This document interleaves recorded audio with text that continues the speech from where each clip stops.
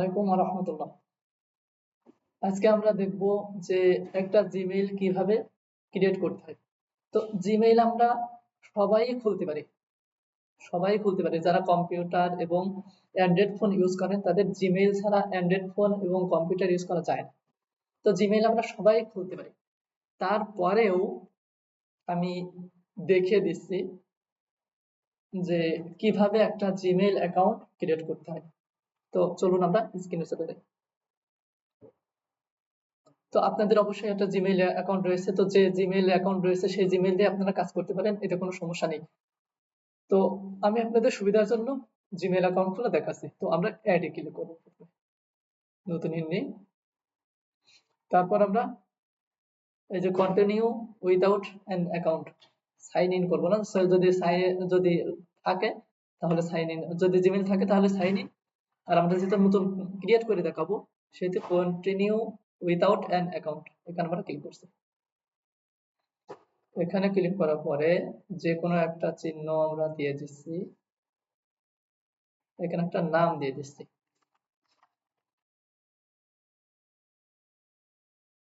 রাহিম। ডান।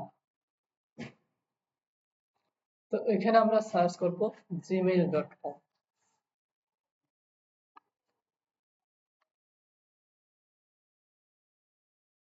gmail.com এভাবে আমরা আসতে পারি।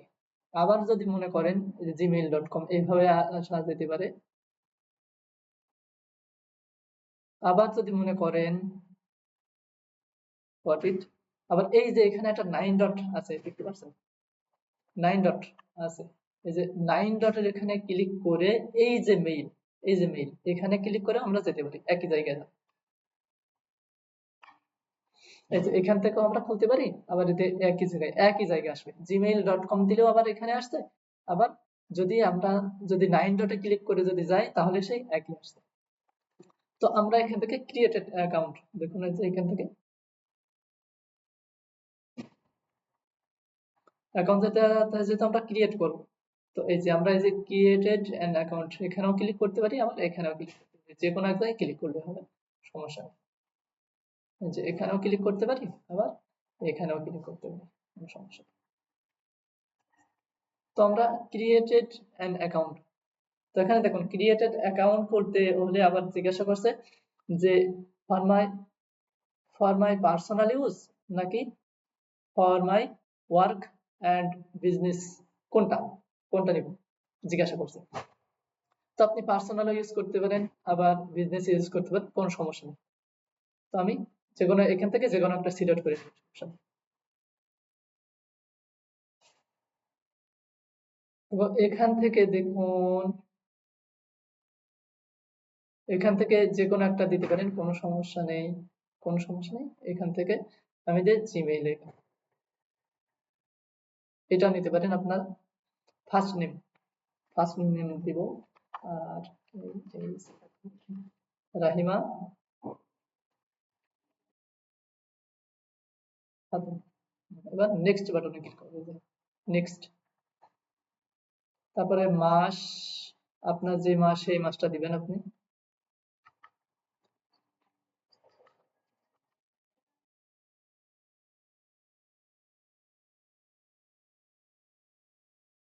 নেক্সট করব। তারপর এখানে একটা জিমেইল আইডি নাম, আর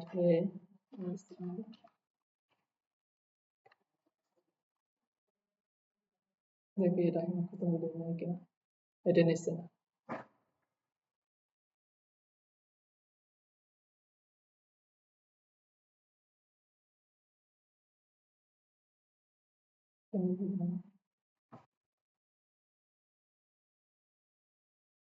আচ্ছা, এটা এই নামটা নিয়েছে। তারপর এখানে একটা পাসওয়ার্ড দিব, এখানে একটা পাসওয়ার্ড।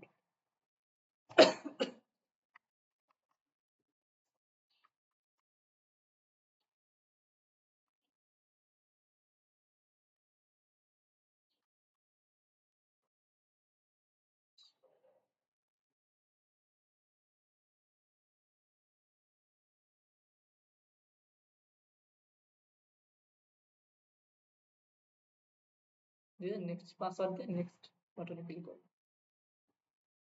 তারপর একটা নাম্বার চাইবে আপনার কাছে, ওইখানে একটা নাম্বার দিবেন।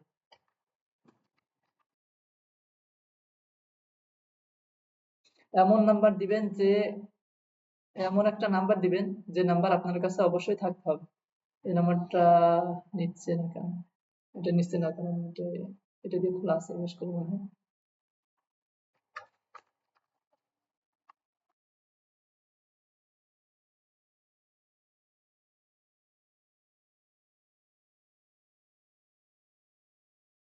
আচ্ছা, এই নাম্বারে একটা কোড গেছে, ঠিক আছে?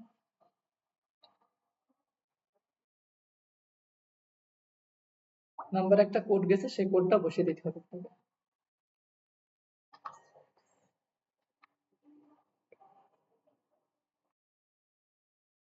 5 0, ওকে। তারপর নেক্সট বাটনে ক্লিক করুন।